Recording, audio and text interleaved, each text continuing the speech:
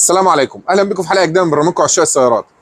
طبعا اغلبكم عارفين ان انا حاليا بمتلك سياره فولكس فاجن باسات بي 8 اللي هي المنظومه او الباور ترين اللي موجود تقريبا في كل ما يخص مجموعه فولكس فاجن. المنظومه دي محرك 1400 سي سي تيربو 150 حصان 250 نيوتن عزم مرتبط بجير دي اس جي 7 سرعات دراي.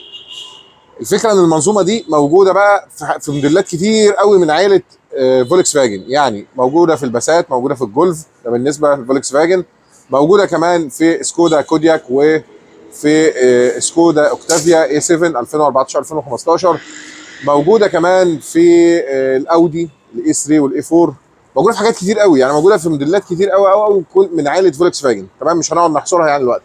المهم ان كل الناس بتخاف من الجير الدي اس جي بالرغم ان هو جير اختراع، والمنظومه دي بالرغم من تعقيد الصيانه بتاعتها وتعقيد التكويد بتاعها والشغل بتاعها، هي عائله فولكس فاجن دي كلها كده، ولكن اختراع. المنظومه دي بتطلع لك قدره حقيقيه، يعني مش زي العربيات، بعض العربيات الصيني اللي بيدي لك ارقام خزعبليه وتيجي على الارض ما تلاقيش الكلام ده. لا، هو هنا 150 حصان انت هتحسهم، 250 نيوتن عزم انت هتحسهم. تمام، يبقى دي نقطه. النقطه الثانيه كمان المهمه في المجموعه دي هي التوفير الكبير جدا جدا جدا في البنزين. وبالرغم ان المحرك ده قد يكون ان هو مش كبير قوي صغير، الا انه موجود زي ما قلت لكم على موديلات كتير قوي، وبيدي تأدية كويسه جدا على الموديلات اللي هو موجود عليها. يعني كل سياره هتلاقيه موجود على السيدان وعلى الاس يو في وعلى كمان على عربيات الهاتش باك زي الجولف، موجود في عربيات كتير قوي، وكل عربيه هتلاقي لها تأدية ونكهه مختلفه، وده راجع للتكويد بتاعه. خلاص، الفكره هنا بقى ان الجير ده له نظام في القياده بتاعته، وكمان له حاجه بتتعمل كل فتره، الا وهي حاجه اسمها كده بيزك سيتنجز، اللي هي الهدف منها ايه؟ ان هو بترجع الجير للوضع بتاع المصنع بتاعه، او بيبدا ان هو ياخد النسب، او ياخد نقدر نقول البوش بتاعه، او ياخد العيار بتاعه، يبدا يعاير نفسه من اول وجديد. هو الجير ده عباره عن ايه؟ هو اسمه دايركت شيفت جير بوكس. الفكره هنا ان هو 2 جير مانوال، جير بيمسك النقلات اللي هي الاحاديه اللي هي اول وثالث وخامس وسابع ومارشلير، وجير تاني داخلي برضو بياخد التاني ورابع وساتت.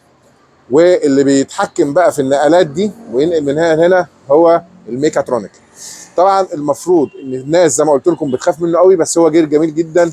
والمفروض ان احنا النهارده معانا احد خبراء التكويد، صديقي واخويا الكبير كابتن هشام. الله يخليك. الله يخليك يا كابتن عصام. هشام بقى على فكره بقى يعني زميل المهنه وزميل تخته وزميل تدريب، يعني كنا بنتدرب مع بعض، بس هو ما شاء الله هو في لعبه وانا في لعبه ثانيه خالص. الله يخليك يا عصام. فطبعا من الشخصيات المحترمه جدا، والنهارده هيشرح لنا ازاي نعمل بيزك سيتنجز للجير بتاعنا، وايه هي الفايده منه اصلا، يعني احنا هنعمله ليه، يعني ليه انا هدخل دلوقتي، والبرنامج اللي احنا بنشتغل بيه هو ايه. هيبدا يدينا معلومات عامه عن الموضوع بحيث ان احنا نعرفها. وطبعا اكيد انا هسيب لكم بيانات كابتن هشام تحت الفيديو باذن الله، باذن الله حابب يتواصل معاه في كل ما يخص مجموعه فولكس فاجن، لانه متخصص في الحته دي. وطبعا انتوا عارفين ان هو بقى من بتخصص، يعني المفروض ان انا شغلي كده، ولكن انا التخصص بتاعه، فهو يجي هو اللي هو يقوله لنا، هو اللي يشتغل فيه، يعني شوف عربيتي هو اللي بيشتغل فيها اهو. الله يخليك يا عصام. اتفضل يا كابتن هشام.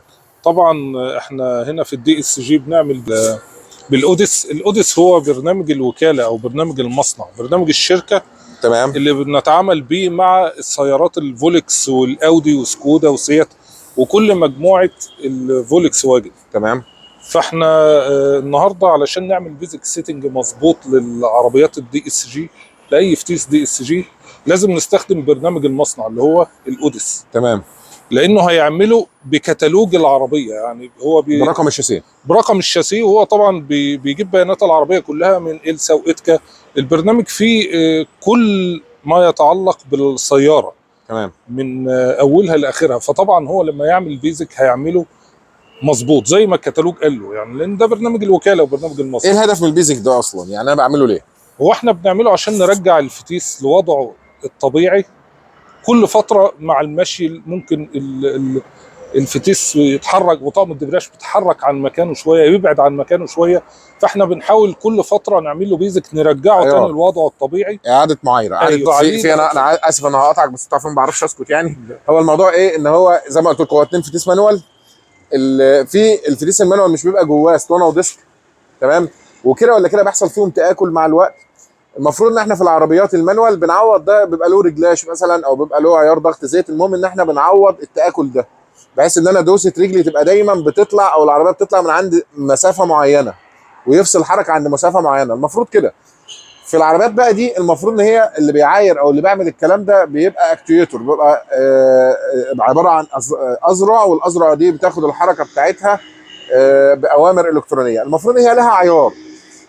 بعد فتره بيحصل زي ما قلت لكم تاكل زياده شويه عن المدى بتاع العيار بتاعها، فاحنا بنعمل ايه؟ بنبدا ان احنا نقول لها لا، خد لي العيار بتاعك من اول وجديد، خد لي النسب بتاعتك من اول وجديد، ابدا خد قياساتك من اول وجديد، بحيث ان هي لما تيجي تطلع يبقى الطلعه بتاعتها مظبوطه، ما تشتكيش بقى من فكره اللي هي العضعضه اللي بتطلع، اللي بتيجي ساعات في الطلعه. مش في بعض الناس اللي معاها دي اس جي يقول لك انا لما باجي مثلا العربيه بتنزل وانا دلوقتي بهدي على مطب، اجي اطلع احس فيه رجرجه كده، هي دي بقى المفروض ان هو احنا دلوقتي هنعالج الحته دي. ايوه صح كده؟ ايوه، هي المفروض هي يعني هو بيزك سيتنجز، يعني ايه؟ احنا بنرجع القيم المصنعيه، اللي هو بنعمل اعاده معايره للكلاتشات بتاعه الجير، او بنعمل ان احنا بنعوض النسب بتاعه التاكل اللي حصل فيه. نشوف مع بعض هنا ازاي هنعملها. هنعمل كليك يمين على الفتيس، نخش على جايدد فانكشن، وهنخش على البيزك سيتنج، رن.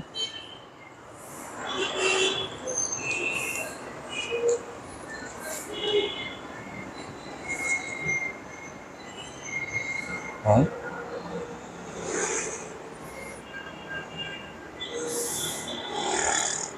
هو المفروض يقول لك الجير على البيدي، اللي هي الحاجات اللي طبعا المفروض ان احنا نعملها. متطلبات البيزك ان هو يكون على الباركنج، وان هو بدأ دلوقتي يعمل فعلا البيزك. في العربيات الهونداي والكيا مثلا، العربيات التوسان والسبورتاج التربو، لما بعمل الشغل ده بسمع في نقلات وترزيعات في الفتيس هتسمع وقدام. الوقت نقلات وحركات، والوقت هيقول لك شغل العربيه، دور الموتور.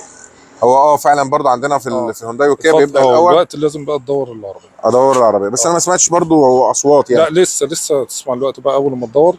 طيب دوس بس ستارت.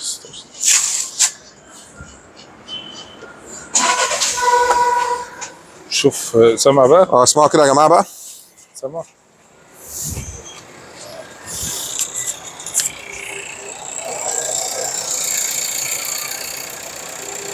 تحس العربيه بتتحرك. ايه؟ تحسها بتتحرك. لا هي دلوقتي بتاخد النقلات بتاعتها طالع نازل وكده هو. شوف هنا بقى، تابع برضو معانا هنا اهو ماشي. شايف بيعد النقلات اهو، بيعدها كلها اهو عشان يرجعه للوضع الطبيعي بتاعه.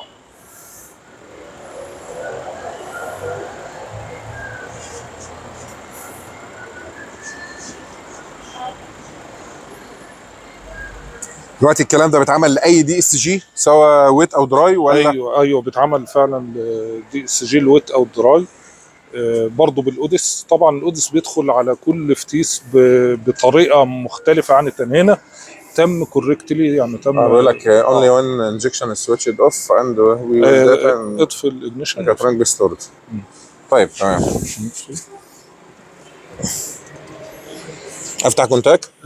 لا هو بيقول سويتش اوف، يبقى هنعمل كده. الوقت هيقول لك افتح.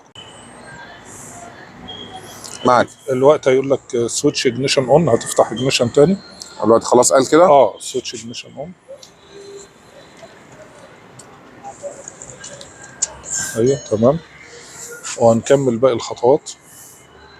طبعا هو كده انتهى البيزك سيتنج. تمام. المفروض ان احنا نعمل ادابتيشن درايف، يعني هنسوق العربيه، نمشي بالعربيه علشان تبدا تاخد القرايات بتاعتها. طبعا انت دلوقتي ما تتحرك بقى تحس انها اتغيرت في نقلاتها وبقت احسن. ممكن لو عندك رجرجه في البدايه ممكن تلاقيها اتعالجت، تلاقيها اختفت. فالبيزك سيتنج لو واظبت عليه كل فتره هتلاقي العربيه ماشيه معاك مظبوط. المفروض كل قد ايه تقريبا اعمل الحكايه دي؟ والله يعني على حسب انت بتمشي بيها قد ايه، بتسافر بيها، بترجع. يعني كيلوات قد ايه تقريبا مثلا؟ يعني قول مثلا كل 30,000. يعني تقريبا زي الصيانات بتتعمل في الاوتوماتيك عادي، كل من 30 ل 40,000 تقريبا. زي ما تيجي تعمل اي صيانه وتعملها بالمره كده. تمام. حلو ده. تكلفته عاليه ده يا كابتن؟ لا انا عارف ان انا مش هدفع حاجه، بس انا بتكلم عن الناس يعني. لا بسيطه ان شاء الله. الدنيا بسيطه؟ طيب لو باذن الله الناس من طرفنا اكيد ليهم خصومات. ايوه طبعا. طيب طبعا. احنا بنقدم خدمات ايه تانية غير ممكن تحديث السوفت وير برضه بيبقى مطلوب. انت هتعمله لي ده ان شاء الله، بس احنا هنصوره في حلقه جايه ان شاء الله ان شاء الله. تحديث لان يا جماعه هو العربيات دي بيبقى لها ابديت للسوفت وير. الفتيس او والفكره بقى هنا ان الابديت بتاع السوفت وير بتاعها ده بيفيد جدا بقى للموتور وللجير، لان هو الشركه المصنعه هي اللي بتنزل له برقم الشاسيه طبعا، بتنزل لها ابديت. الابديت ده بيعالج مشاكل كانت عندهم. قد تكون المشاكل دي فرق في الاداء، قد تكون فرق في استهلاك البنزين، قد تكون فرق في اداء المحرك في عمره الافتراضي، في حاجات كتير قوي. تمام، لان زي ما قلت لكم نفس المحرك ده موجود في اكتر من سياره، وكل سياره هتلاقي له طعم واداء مختلف تماما طبعا، وده راجع لايه؟ للسوفت وير. تمام، فهو الابديت اللي بيتعمل كل فتره وبيبقى نازل من المصنع. احنا ما بنعملش حاجه اختراع، يعني احنا مش بندخل نكود حاجه او نلعب في حاجه، لا، هو ده حاجه وضع مصنع. ايوه، فده بيكون منه فايده انما ما فيش منه اضرار، صح كده؟ طبعا بيكون افيد وممكن يكون نازل بيعالج مشكله ظهرت في السوفت اللي قبله، فالسوفت نازل يعالج مشكله. وخلي بالكم زي سوفت الموبايل بالظبط، يعني بيبقى له ارقام نقدر نقول واحد صحيح وفي ارقام عشريه، يعني جزء من الواحد يعني. يعني بمعنى مثلا ممكن يكون مثلا اللي عندك 22 وهو اللي موجود مثلا دلوقتي 24.7 من 10 مثلا، يبقى ده في فرق كبير. 22 مثلا و22.3 من 10 يبقى الفرق بسيط في الموبايل. بس هنا هتلاقي مثلا انا بقول ارقام جزافيه، يعني مش قصدي رقم معين. هنا ممكن تلاقي 1500، تلاقي بعده 1550 1600 1700 كده، الارقام يعني ماشيه بالطريقه دي. مع نفس العربيه بس موديل اعلى فعشان كده بيقول ارقام. اللي عندي تقريبا 1650 واللي عنده 1970، فطبعا في فرق. فالمهم الفكره عجبتني، حبيت ان انا برضو كالعاده انفذها في عربيتي اول، وان شاء الله هقول لكم على النتيجه. يعني هقول لكم برضو في تجربه الاداء ان شاء الله اليومين الجايين دول قبل ما انزل فيديو، وهبدا ان انا اقول لكم ان شاء الله ايه الاخبار والنتيجه كانت ايه قبل نهايه الفيديو باذن الله ان شاء الله. حابب ان انت تقول حاجه للمتابعين؟ يحافظوا على الفتيس الدي اس جي دايما، يعني محتاج صيانه دوريه، ويحتاج البيزك ده ممكن يطول عمر الفتيس شويه، يعني ممكن هو عمره في المعتاد بيكون قد ايه تقريبا؟ بعد ال 100,000 تبتدي بقى تاخد بالك. تمام. وهل فعلا حقيقي ان هو بيفصل مره واحده ولا مش شرط وبيدي علامات اول؟ الاعطال الكهربيه بتاعته ممكن الميجا تقف تماما، يعني مره واحده ما بتديش اي انذار قبل كده؟ لا، مره تفصل مره تشتغل، ممكن نشيل فيشتها ونحطها ثانيه تشتغل. دي علامات نعرف ان هي كده في خلاص مشكله. بتودع في مشكله فيها. بالنسبه للكلاتشات، الكلاتشات يعني ممكن بتبدا الاول ان هي تسجل مره، تحس ان تيجي تشغل العربيه تلاقيها واخده فردي بس او زوجي بس، او تبدا تعرف ان ايه دي علامه ان الفتيس طاقم الدبرياج اتحرك عن مكانه، ولازم تيجي بقى تديله البيزك ما يستجيبش، ما يرضاش ممكن ما يستجيبش، وممكن يستجيب ويبقى رجع لوضعه الطبيعي واتعالجت المشكله. لكن لو ما استجابش او العربيه وقفت تماما، جاي تعمل بيزك وقفت تماما او ما كملش البيزك، يبقى لازم ساعتها بقى لو وقفت تماما ده انا همسك في رقبتك ان شاء الله. لا ما تخافش يا عم، ان شاء الله شغاله. ماشي حبيبي يا كابتن هشام، شكرا ليك وشكرا لكم على المتابعه. وزي ما قلت لكم هسيب لكم ان شاء الله ارقام التواصل مع كابتن هشام لو حد عايز يعرف اي حاجه. راجل طيب جدا، ما يغركمش طبعا العضلات دي بس هو طيب جدا، يعني شخصيته طيبه جدا يعني. الله يخليك. يعني انا شرير عنه. الله يخليك حبيبي ان شاء الله يديك الصحه يا رب ويطمنا عليك. شكرا ليك، شكرا لكم يا جماعه. اشوفكم باذن الله على خير في تريكات جايه كتير وحلقات جايه اكتر. ودلوقتي المفروض ان انا اكون كتبت لكم تحت او ان شاء الله حتى هسجل لكم النتيجه النهائيه بعد التجربه باذن الله. السلام عليكم.